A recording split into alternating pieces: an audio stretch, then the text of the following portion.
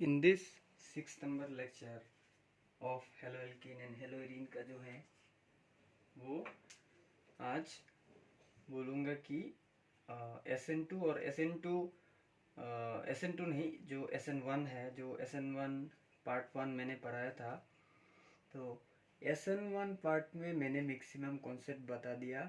और जो इस लेक्चर पे SN1 पार्ट 2 है, जिसमें मैं थोड़ा सा और कुछ प्रॉब्लम्स कराऊंगा, जैसे कि ये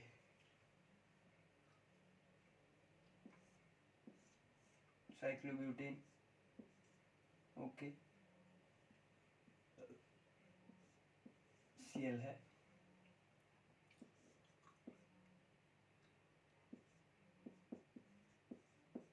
OH।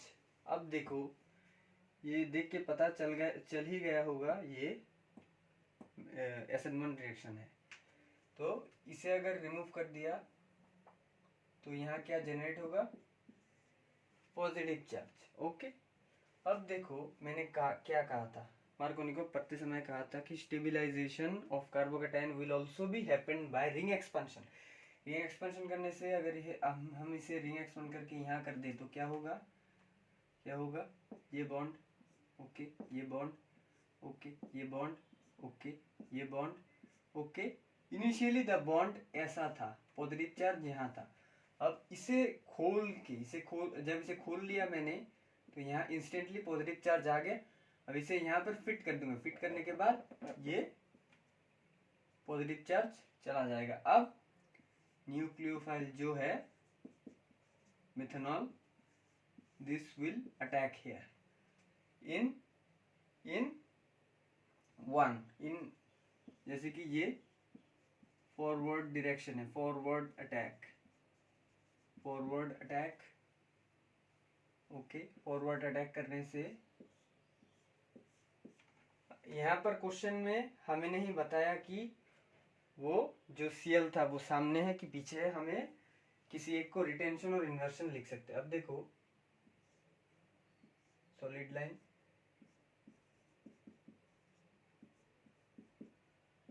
Positive charge, this will fall here and this is release as H+। अब देखो,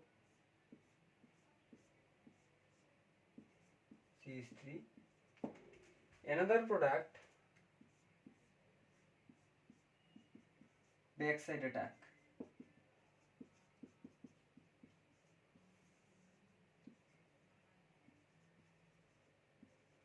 बैकवर्ड और बैक साइड अटैक। अब देखो क्या होगा, तो पीछे से अटैक करने से ये CH3, ये H, this will positive. Why this will positive, why this two are positive? Because मैंने बोला था कि ऑक्सीजन अगर 3 बॉन्ड क्रिएट करे तो उसके ऊपर पॉजिटिव चार्ज होता है। एक चीज याद रखना, अगर ऑक्सीजन 3 बॉन्ड पकड़ लिया, इसका मतलब ऑक्सीजन के ऊपर पॉजिटिव चार्ज। अगर नाइट्रोजन ने 4 बॉन्ड क्रिएट कर लिया, इसे याद रखना, माइंड पे सेट कर लेना, 4 बॉन्ड अगर नाइट्रोजन ने कर लिया मतलब उसके ऊपर पॉजिटिव। अगर एनी हेलोजन अगर 2 बॉन्ड क्रिएट कर लिया तो उसका मतलब पॉजिटिव होगा। Any halogen and oxygen and nitrogen, ये कॉन्सेप्ट याद कर लेना, इसे रट लेना, ओके। अब ये स्टेबलाइज होगा, तो स्टेबलाइज होने के बाद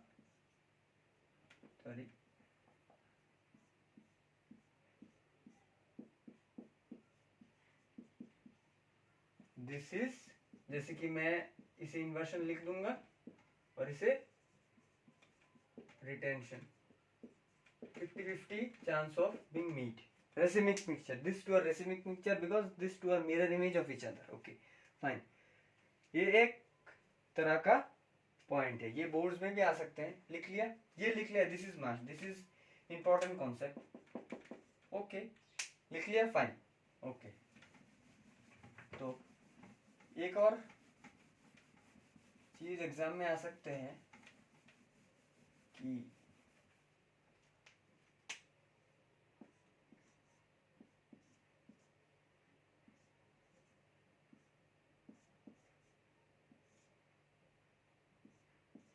ये दो देके पूछेंगे, इन दोनों में से SN1 किस में ज्यादा होगा। अब देखो मैंने बोला था कि 6 membered ring is most stable.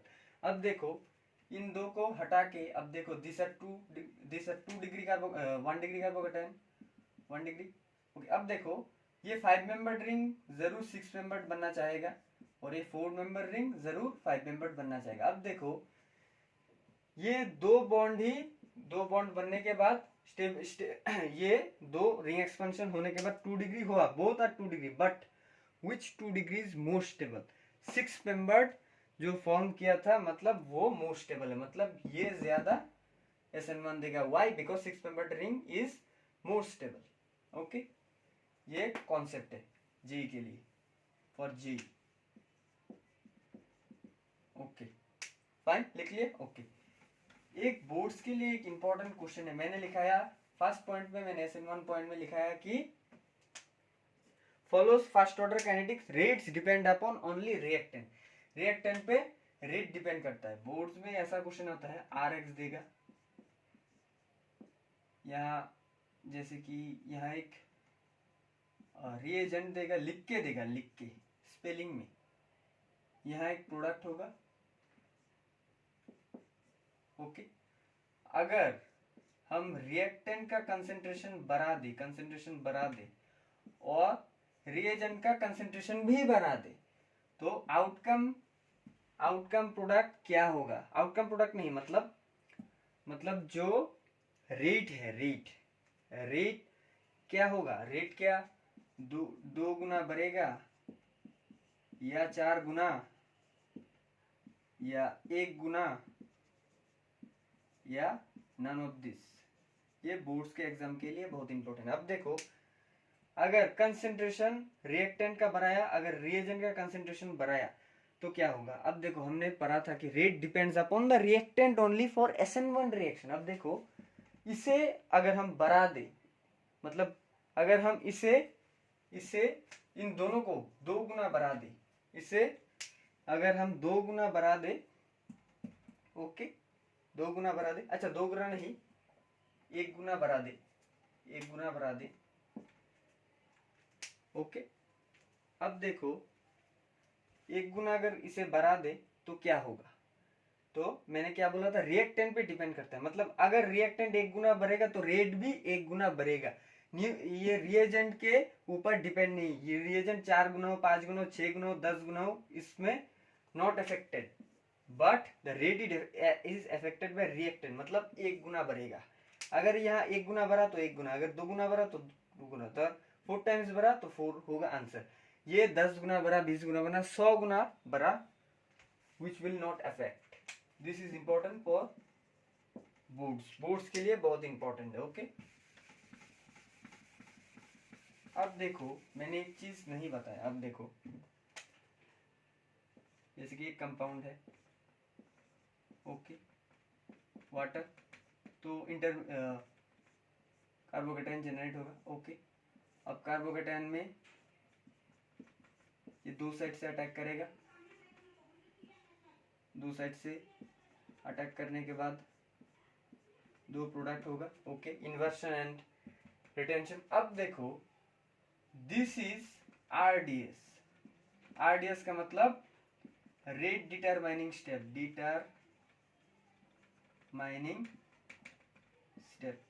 but this is not determining step. Why? Because this is slow step and this is fast step. अब देखो जब Cl हटके कार्बोकेटाइन बनेगा, बिकॉज दिस इज 3 डिग्री का लाइफ स्पेन है, मैंने बोला था लाइफ स्पेन है, मतलब ये रुकेगा थोड़ी देर रुकेगा। इस रुकने को हम, इस स्टेप को हम, जिस स्टेप में ये Cl हटके कार्बोकेटाइन बन गया, मतलब रुका है, कार्बोकेटाइन रुका है for more further incoming attack के लिए ये रुका है, मतलब this is slow step.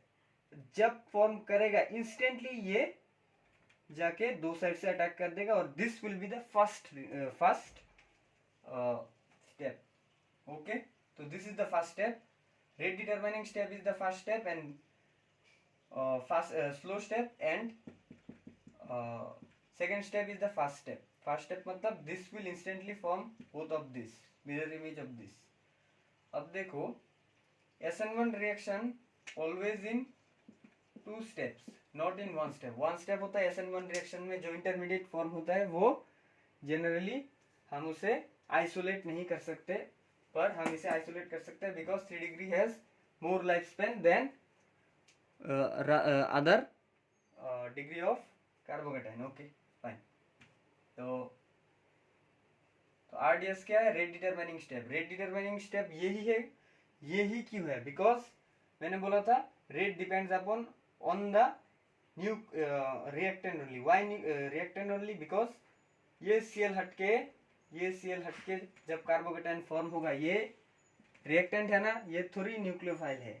Nucleophile second step में अटैक करता है।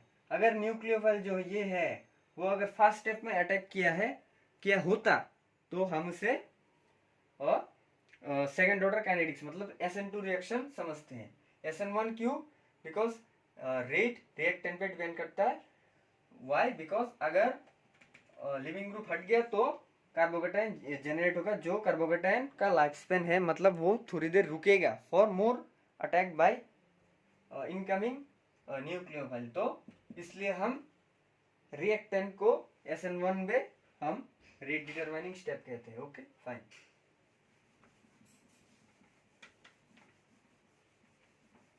Okay, now last concept, enantiomer and diastereomer. मैंने जो बोला था कराऊंगा एनेंशियोमर एंड डायस्टीरियोमर। अब देखो एक कॉन्सेप्ट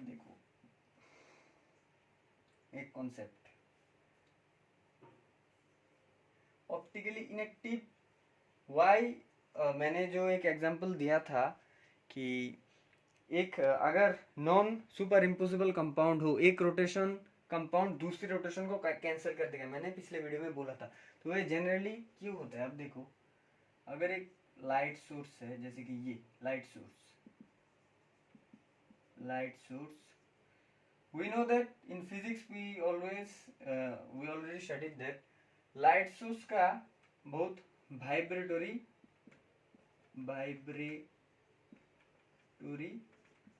इलेक्ट्रॉन मोशन होता है, vibratory electron motion.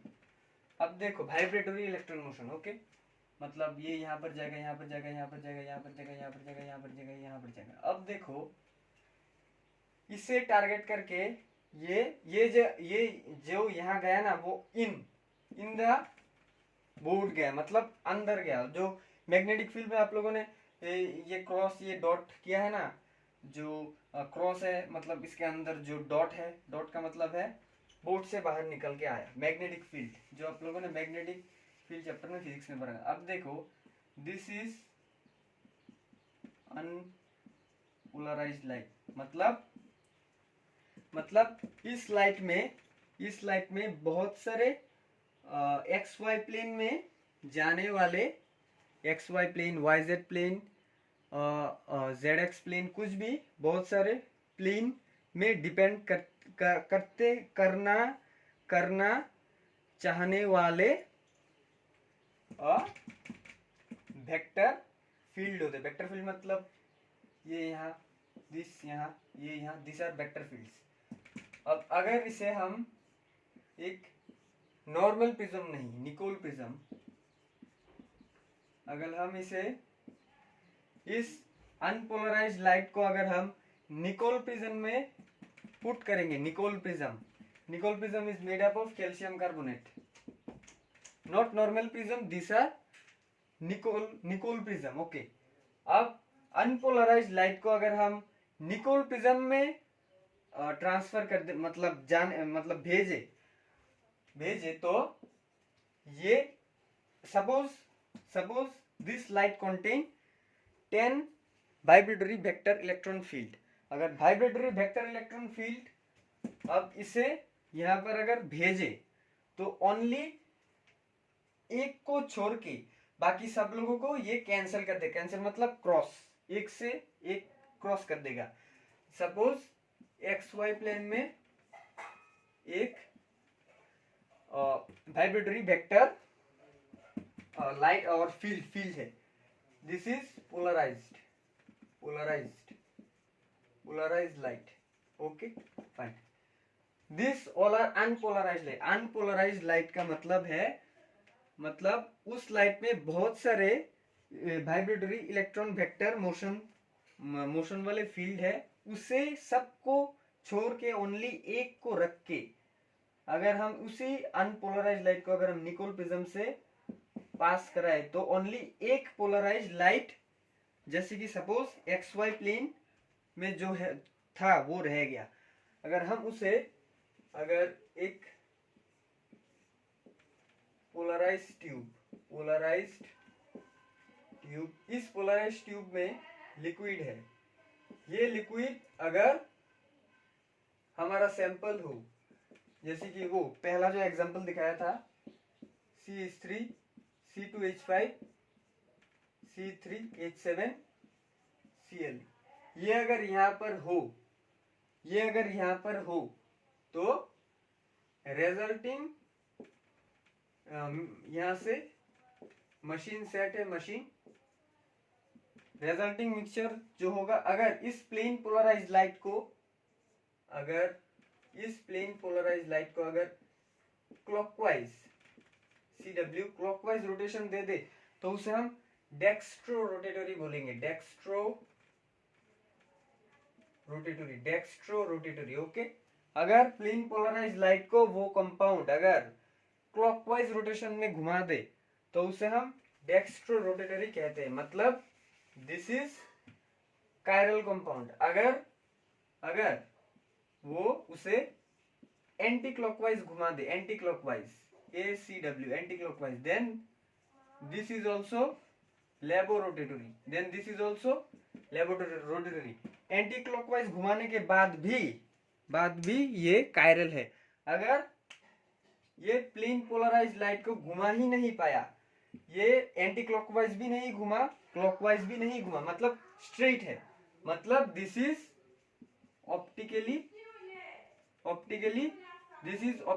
inactive. Okay, this is optically inactive and these both are optically active. Why optically active? because इस ये प्लेन पोलराइज्ड लाइट को एंटी क्लॉकवाइज में घुमा दिया और उसे क्लॉकवाइज रोटेशन में घुमा दिया। Okay, this is the concept. अगर ऑप्टिकली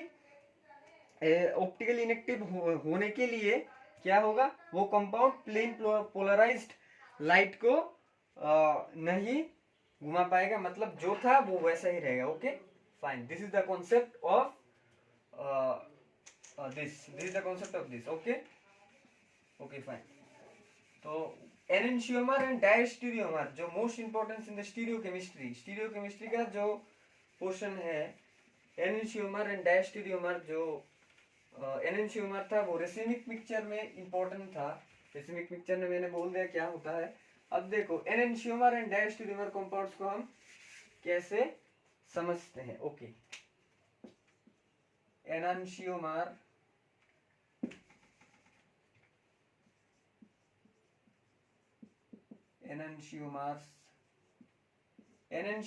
का एक डेफिनेशन मैंने बोला था, अगर एक कंपाउंड दूसरे कंपाउंड का मिरर इमेज है, मतलब एक कंपाउंड दूसरे कंपाउंड से नॉन सुपर इम्पोजेबल मतलब पाई टू पाई फिक्स नहीं हो रहा है, तो उसे हम एनेंशियोमर्स बोलते हैं। ओके, जैसे कि ये CH3 C2H5 C3H7 OH, this is सामने से OH एंड दिस इज पीछे से OH। Okay, C3H7। अब देखो यहाँ जो बोला था कि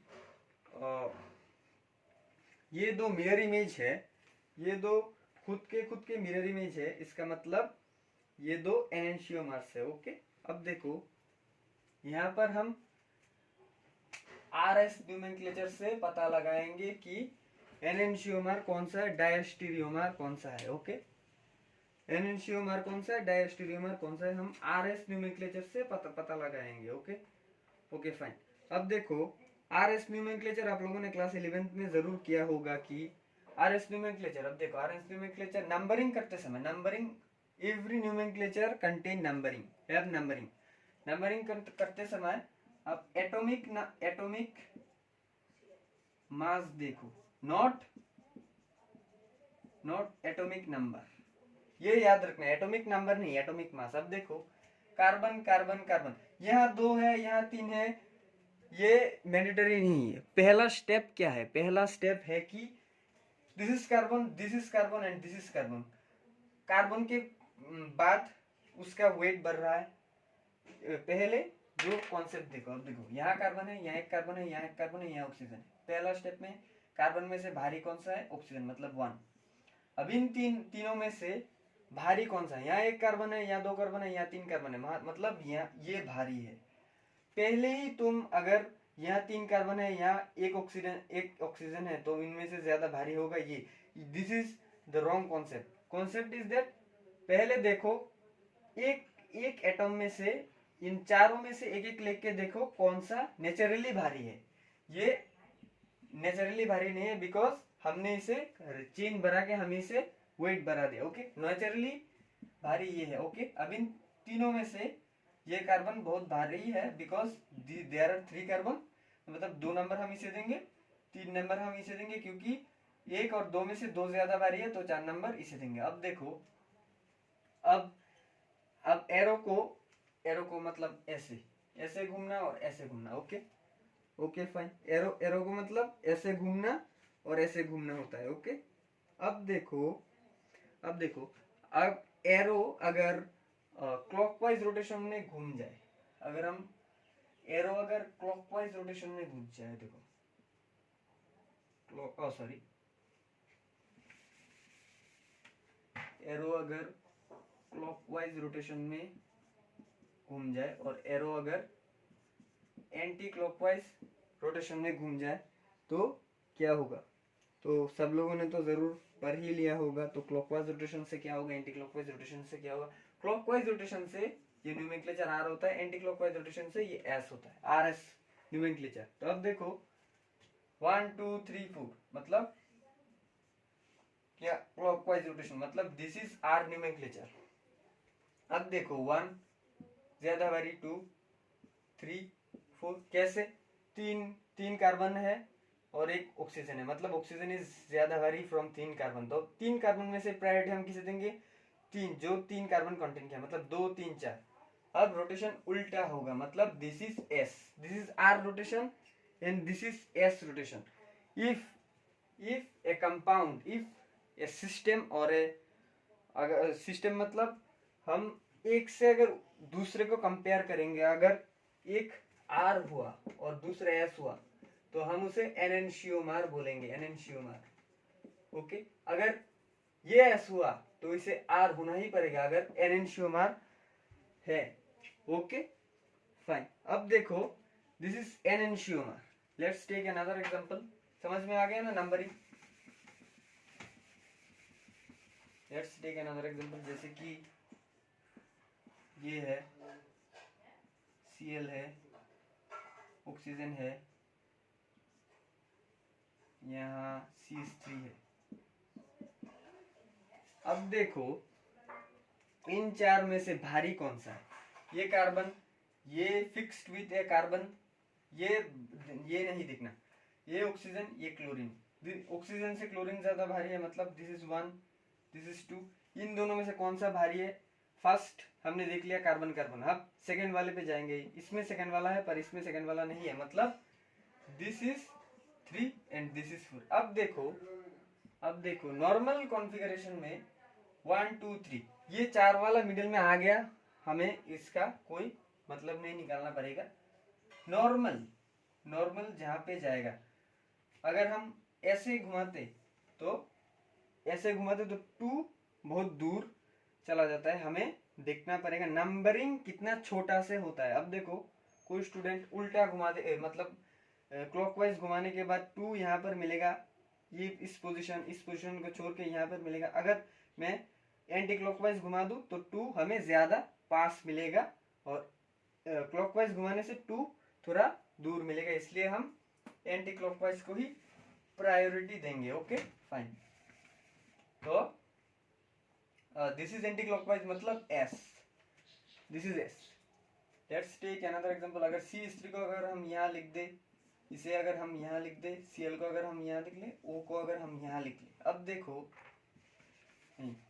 OH को यहाँ लिख दे, Cl को यहाँ, 1 2, why 1, why this is 1 because Cl ज्यादा भारी है कार्बन कार्बन और ऑक्सीजन से, और ऑक्सीजन ज्यादा भारी है कार्बन से, तो इन दोनों में से 3 कौन सा होगा, ये 4 होगा ये। Okay, why because this position contain 2 carbon and this position contain 1 carbon। Okay, तो रोटेशन कैसा होगा, रोटेशन होगा 2 एक से ज्यादा पास है, मतलब एंटी क्लॉकवाइज रोटेशन यहाँ पर होगा, anti clockwise sorry clockwise rotation, this is clockwise and this is anti clockwise. Okay, तो एंटी क्लॉकवाइज रोटेशन होने से इसका नोमेनक्लेचर होगा R, this is R and this is R, मतलब this two both are enantiomers. Okay fine, okay this two are enantiomer. अब diastereomer क्या है, डायस्टीरियोमर, डायस्टीरियोमर का मतलब क्या, डायस्टीरियोमर का मतलब है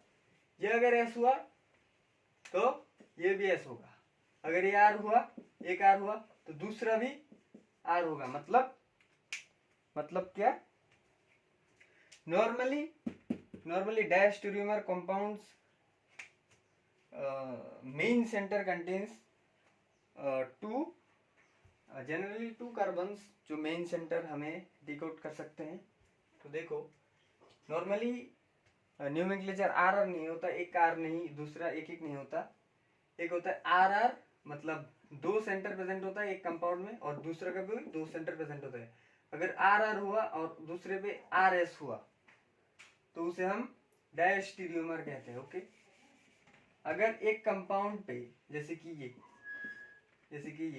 2 कार्बन सेंटर, दूसरा है ये 2 कार्बन सेंटर, अब देखो इस कार्बन पे हमें R मिल गया, इस कार्बन पे हमें R मिल गया, इस कार्बन पे हमें R मिल गया, इस कार्बन पे हमें S मिल गया। अब देखो अगर इस फुल वाले कार्बन में, इस फुल वाले स्ट्रक्चर में हमें RR मिल गया कॉन्फर्म, और दूसरे कंपाउंड में अगर एक मतलब अगर यहाँ 100 कार्बन होता, 100 कार्बन में से 90% कार्बन S था, अगर एक भी R हुआ ना, यहाँ में से एक भी R हुआ ना, इसकी तरह दिस इज फुल्ली R। अगर उस कंपाउंड में अगर 1% भी R हुआ तो मतलब this both are diastereomer. Okay, अब अगर ये S और this is full of S, अब उस पे अगर 99% ही R होता और 1% S होता, उसका मतलब this is diastereomer, this is diastereomer. Why diastereomer मैंने बोल दिया। Let's take some examples. अब देखो एक एग्जांपल मैं दूंगा। अब देखो ये Cl है, ये CH3 है, ये OH है, ये OH है, ये CH3 है, ये OH है, यहाँ पर Cl है। Okay, this is a one compound। Okay, now I am taking another example, another same compound but rotation change करके OH and OH Cl। अब देखो इसे सेंटर करके दिस इज एक बॉन्ड, दिस इज एक बॉन्ड, दिस इज एक bond and this is another bond. जब इतना बड़ा बड़ा कंपाउंड में अगर तुम न्यूमेनक्लेचर करोगे तो इसे हम एज ए वन समझेंगे, as a one. Okay, as a one. अब देखो this is carbon, this is carbon, okay this is carbon. इतना बड़ा स्ट्रक्चर, मतलब ये बात नहीं कि इसका वेट ज्यादा हो जाएगा, बट दिस इज नॉट। हमने बोला एटॉमिक मास का जिसका ज्यादा हो उसे हम प्रायोरिटी देंगे। अब देखो ऑक्सीजन Cl, कार्बन, अब देखो Cl1 ऑक्सीजन 2। अब इन दोनों में से ज्यादा भारी कौन सा होगा, बिकॉज ये इतना बड़ा कंपाउंड पकड़ के रखा है तो ये ज्यादा भारी होगा, मतलब दिस इज 3, दिस इज 4। अब देखो इसे मिटा दूंगा। ओके, अब नोमेनक्लेचर क्या होगा, नोमेनक्लेचर होगा एंटी क्लॉकवाइज। एंटी क्लॉकवाइज का मतलब R, ओके सॉरी S, तो एंटी क्लॉकवाइज का मतलब है S। एंटी क्लॉकवाइज का मतलब है एस। ओके, अब देखो जैसे कि अब इस कार्बन का नोमेनक्लेचर क्या होगा, दिस इज कार्बन फॉर 1 2 3 4। अब देखो रोटेशन, रोटेशन यहाँ पर भी उल्टा है, मतलब दिस इज ऑल्सो एस, मतलब फुल्ली एस, फुल्ली एस। अब इसका जो देखेंगे 1 2 3 4, रोटेशन क्या हुआ, रोटेशन एंटी क्लॉकवाइज मतलब एस। अब इसका रोटेशन देखेंगे 1 2 3 3 4। अब देखो रोटेशन क्या होगा, रोटेशन होगा ये, दिस इज क्लॉकवाइज मतलब आर। ये देखो एस एस एस आर, इसका मतलब क्या बोला, अगर एक कंपाउंड में फुल्ली एस और आर हो और दूसरे कंपाउंड में अगर एक ओनली एक अगर एस हो जाए, अगर एस हो जाए, जिसका इसका मतलब this compound is fully of S and with this, इसके रेस्पेक्ट पे अगर ये एक कार्बन एस का हो जाए तो मतलब this two are diastereomers. Diastereomers का मतलब समझ में आ गया क्या। अगर यहाँ आर आर होता, R suppose this two are Rs, अगर उस पे तब भी ये डायस्टीरियोमर होता। व्हाई, बिकॉज एक आर है इसलिए। Okay fine. अगर यहाँ आर आर होता और यहाँ एस एस होता तो इसका मतलब क्या है, enantiomers, mirror image of both of them. Okay, enantiomer diastereomer पढ़ लिया। ओके, अब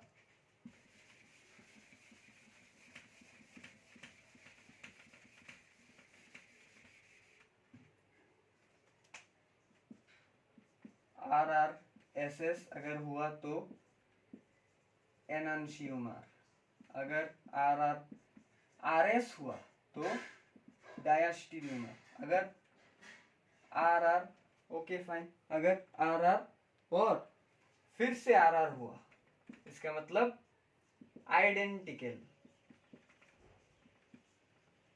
इसका मतलब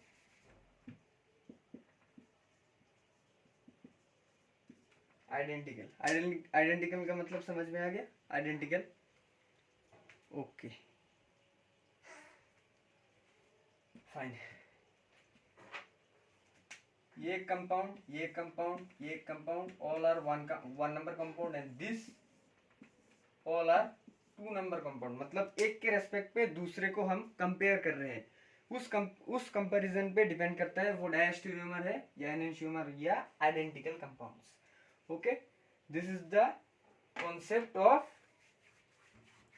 enantiomer, diastereomer and those who are identical. तो SN1 रिएक्शन में, न्यूक्लियोफिलिक सब्स्टिट्यूशन, यूनिमोलिकुलर रिएक्शन में दिस आर द कॉन्सेप्ट्स। तो 7th वीडियो में हम SN2 एंड SNI रिएक्शन पढ़ेंगे which are also most important for exams. Okay, that much for today.